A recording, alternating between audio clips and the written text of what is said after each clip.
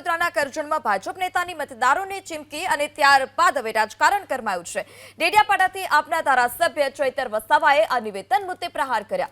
કરજણમાં ward number 7 માં ઈંટોનો જવાબ પથ્થરથી આપવાની ચૈતર વસાવાએ જાહેર મંચ પરથી વાત કરી। એટલું જ નહીં, ચૂંટણી પંચમાં આ મુદ્દે ફરિયાદ કરવાનો પણ દાવો કર્યો છે।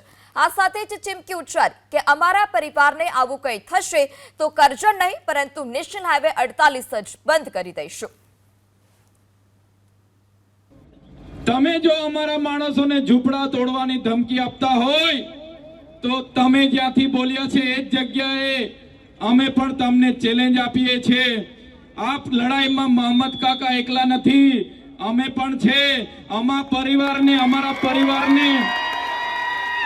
અમારા પરિવારના એક પણ ઝૂંપડાને આંચ આવશે તે દિવસે માત્ર કરજણ નહીં, આ 48 નંબરનો હાઈવે પણ બંધ થઈ જશે। આ અમારા લોકોની તાકાત છે। તમે બીજી જગ્યાએ ધમકી આપતા હો, એ ધમકીઓ અહીંયા ચાલવાની નથી। તમે કોંગ્રેસ વાળાને દબાવતા હશો, આ કોંગ્રેસ વાળા નથી, આ આમ આદમી પાર્ટીનો આખો પરિવાર બેઠો છે। સતીશ નિશાળિયાએ કરજણના મતદારોને શું ધમકી આપી હતી, આવો સાંભળીએ। આ વખતે જો આ ચારે અમારા ઉમેદવારો જીતાડશો તો મિત્રો હું એટલી જ ગેરંટી આપું કે કોઈનું મકાન નહીં તોડવા દો, એની જવાબદારી હું લઉં છું।